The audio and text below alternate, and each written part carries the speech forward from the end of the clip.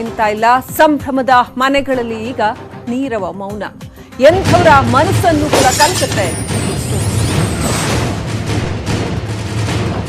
ಮಳೆ ನಿಂತಿದೆ, ಪ್ರವಾಹ ಕಮ್ಮಿ ಆಗಿದೆ, ಆದರೆ ಜನರ ಗೋಳು ಮಾತ್ರ ಇನ್ನೂ ಕೂಡ ಪ್ರವಾಹದಷ್ಟೇ ಇದೆ. ಮನೆ ಮಠ ಕೊಚ್ಕೊಂಡು ಹೋಗಿದೆ. ಸಂಭ್ರಮದ ಮದುವೆಗಳನ್ನು ಮಾಡಬೇಕಾಗಿದ್ದಂಥವ್ರು ಎಲ್ಲ ಕಳ್ಕೊಂಡು ಏನೂ ಇಲ್ಲದೆ ಬರಿಗೈಲಿ ನಿಂತಿದ್ದಾರೆ. ಪ್ರವಾಹದಿಂದಾಗಿ 4 ಮದುವೆಗಳು ಕ್ಯಾನ್ಸಲ್ ಆಗಿದೆ. ಇನ್ನೂ ಎಷ್ಟೋ ಮದುವೆಗಳು ಕ್ಯಾನ್ಸಲ್ ಆಗಿದೆ. ಅಧಿಕೃತವಾಗಿ ಸಿಕ್ಕಿರ್ತಕ್ಕಂಥ ಲೆಕ್ಕ ಒಂದೇ ಊರಿನಲ್ಲಿ 4 ಮದುವೆಗಳು ಕ್ಯಾನ್ಸಲ್ ಆಗಿರ್ತಕ್ಕಂಥದ್ದು.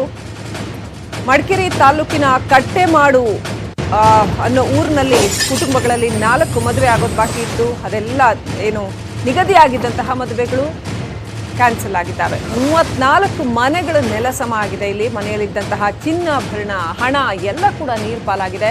ಎಲ್ಲವನ್ನು ಕಳ್ಕೊಂಡು ಕುಟುಂಬಗಳು ಬಡವಾಗಿದ್ದಾವೆ.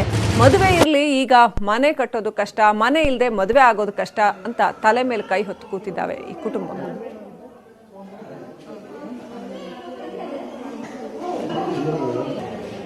ಇಲ್ಲಿನ ಪರಿಸ್ಥಿತಿ ಬಗ್ಗೆ ನಮ್ಮ ಪ್ರತಿನಿಧಿ ಪ್ರತ್ಯಕ್ಷ ವರದಿ ಕೊಟ್ಟಿದ್ದಾರೆ, ನೋಡೋಣ ಬನ್ನಿ.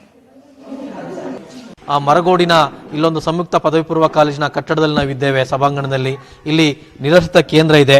ಸೊ ನಾವು ನಿರಾಶ್ರಿತ ಕೇಂದ್ರದಲ್ಲಿ ಒಂದು 3 ಏನು ಕಟ್ಟೆ ಮಾಡುವಂತಹ ಒಂದು ಗ್ರಾಮದ 3 ಕುಟುಂಬಗಳ ಕಣ್ಣೀರಿನ ಕಥೆಯನ್ನ ನಾವು ನೋಡ್ಬೋದು. ಅಲ್ಲಿ ಒಂದು 3 ಕುಟುಂಬಗಳಲ್ಲಿ ಹೆಣ್ಮಕ್ಳಿಗೆ ಮದುವೆಗಳು ಕೂಡ ಫಿಕ್ಸ್ ಆಗಿತ್ತು.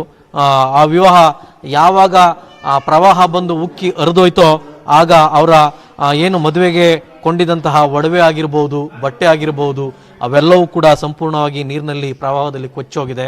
ಅಮ್ಮ, ಈಗ ಡಿಸೆಂಬರ್ ತಿಂಗಳಲ್ಲಿ ಮದುವೆ ಫಿಕ್ಸ್ ಆಗಿತ್ತು ನಿಮ್ಮ ಮಗಳದ್ದು. ಎಲ್ಲವನ್ನ ಕೂಡ ನೀವು ಕೊಂಡಿದ್ರಿ, ಆದರೆ ಎಲ್ಲವೂ ಕೂಡ ನೀರಿನಲ್ಲಿ ಕೊಚ್ಚೋಗಿದೆ ಅಂತ. ಏನೆಲ್ಲ ಕೊಚ್ಚೋಗಿದೆ, ಏನಾಗಿದೆ? ಎಲ್ಲ ಮನೆ ಏನಿಲ್ಲ ಸರ್, ಎಲ್ಲ ಬಟ್ಟೆ ಏನು ನಾವು ಹಾಕಿದ ಬಟ್ಟೆಲೇ ಬಂದಿದ್ದು ಸರ್.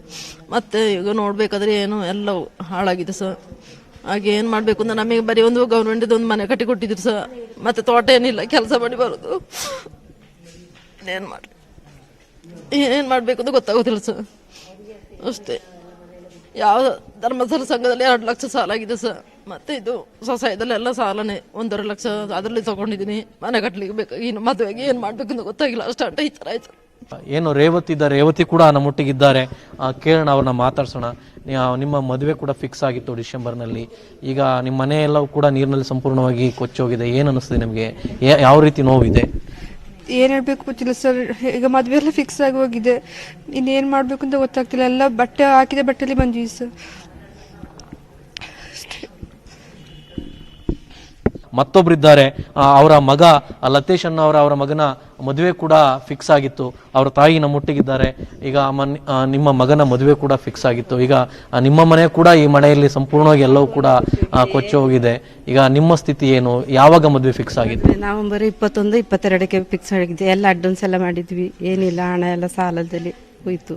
ಕಟ್ಟಿದ ಹಣ ಎಲ್ಲ ಹೋಯ್ತು. ಏನಿಲ್ಲ, ಮುಂದಕ್ಕೆ ಏನು ಮಾಡೋದು? ಎಲ್ಲ ಸ್ವಲ್ಪ ಐಟಮ್ ಎಲ್ಲ ತೆಗೆದು ಮಡಗಿದ್ದು, ಅದೆಲ್ಲ ಹೋಯ್ತು ನೀರಿನಲ್ಲಿ ಕೊಚ್ಚಿ. ಈಗ ನಿಮ್ಮ ಮದುವೆ ಕೂಡ ಫಿಕ್ಸ್ ಆಗಿತ್ತು. ಮಳೆ ಬಂದಿದ್ದರಿಂದ ಈ ರೀತಿಯಲ್ಲಿ ಅನಾಹುತಗಳಾಗಿ ಏನು ಅಂತ ಹೇಳಿ ಗೊತ್ತಾಗ್ತಿಲ್ಲ ಅನ್ನೋದು ನಿಮ್ಮ ನೋವು ಕೂಡ. ಈಗೇನು ಮುಂದೆ ಸ್ಥಿತಿ ಏನೀಗ? ಮುಂದಿನ ಸ್ಥಿತಿ ಹೇಳಕ್ಕಾಗಲ್ಲ. ಯಾಕಂದ್ರೆ ಅಮ್ಮಂಗೂ ಹೀಗಾಗಿ ಕಣ್ಣಿಂದ ಆಪರೇಷನ್ ಆಯ್ತು, ಅಪ್ಪಂಗೂ ಕಾಲದ ಆಪರೇಷನ್ ಆಯ್ತು.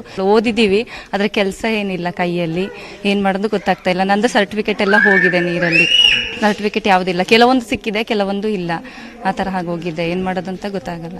ಮದುವೆ ಫಿಕ್ಸ್ ಆಗಿತ್ತು ನವೆಂಬರ್ 3ಕ್ಕೆ ಅಂತ ಹೇಳಿದ್ರೆ, ಈಗ ಹುಡುಗನ ಮನೆಯವ್ರಿಗೆ ಏನಾದ್ರು ಹೇಳಿದಿರಾ? ಏನು ಅವ್ರೇನಾದ್ರು ನಿಮ್ಮ ಹತ್ರ ಮಾತಾಡಿದಾರ? ಹೇಗೆ? ಅವ್ರು ಇವಾಗ ಈ ಥರ ಕೊಚ್ಚಿ ಹೋಗಿದ್ರಿಂದ ಏನು ಮಾತಾಡ್ತಾ ಇಲ್ಲ. ಅವ್ರು ಯಾವ ರೀತಿ ಮಾತಾಡೋದು ನಮ್ಮ ಜೊತೆಯಲ್ಲಿ? ಈ ಥರ ಕೊಚ್ಚಿ ಹೋಗಿದ್ದ ಟೈಮಲ್ಲಿ ಇದೆಲ್ಲ ಮಾತಾಡೋದು ಕರೆಕ್ಟ್ ಆಗಲ್ಲ ಅಂತೇಳಿ ಅವರು ಸುಮ್ಮನೆ ಇದ್ದಾರೆ, ಏನು ಹೇಳ್ತಾ ಇಲ್ಲ. ನಾವೇನು ಮಾತಾಡಿಲ್ಲ ಅವ್ರ ಜೊತೆಲಿ ಇದ್ರ ಬಗ್ಗೆ.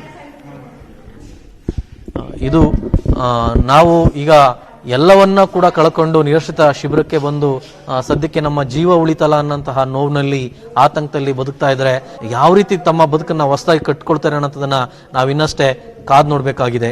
ಕ್ಯಾಮರಾಮನ್ ಸಂದೀಪ್ ಜೊತೆ ರವಿ ಎಸ್ ಹಳ್ಳಿ, ನ್ಯೂಸ್ 18 ಕನ್ನಡ, ಕೊಡಗು. ಉತ್ತರ ಕರ್ನಾಟಕದಲ್ಲಿ ಭೀಕರ ಪ್ರವಾಹಕ್ಕೆ ಜನರು ತತ್ತರಿಸಿ ಹೋಗಿದ್ರು. ಪ್ರವಾಹ ಸಂತ್ರಸ್ತರಿಗೆ ಪುನೀತ್ ರಾಜ್ಕುಮಾರ್ ನೆರವು ನೀಡಿದ್ದಾರೆ.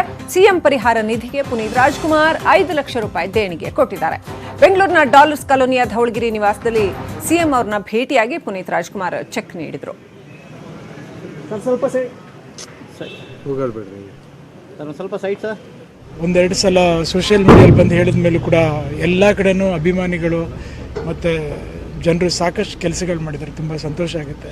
ಬಟ್ ಆದ್ರೂ ಈಗ ಆದಮೇಲೆ ಇನ್ನು ಮುಂದಿನ ಪ್ರಯತ್ನ ಏನಿದೆ, ಆಗಿರೋಂಥ ಕೆಲವು ನಷ್ಟಗಳನ್ನೆಲ್ಲ ಹೇಗೆ ಪರಿಹಾರ ಮಾಡ್ತಾರೆ ಅನ್ನೋದಕ್ಕೆ ನಮ್ಮ ಕೈಲಾಗಿ ನಾವು ಹೆಲ್ಪ್ ಮಾಡ್ತಾ ಇದ್ದೀವಿ. ಜೊತೆಗೆ ಹಲವಾರು ಕಾರ್ಯಕ್ರಮಗಳು ಅಂತ ಅಂದ್ಕೊಂಡಿದ್ದೀವಿ. ನೋಡೋಣ, ದೇವ್ರದಿಂದ ಎಲ್ಲ ಚೆನ್ನಾಗಾದರೆ ಆದಷ್ಟು ಕಲೆಕ್ಟ್ ಮಾಡೋಣ ಅಂತ ಅಷ್ಟೇ.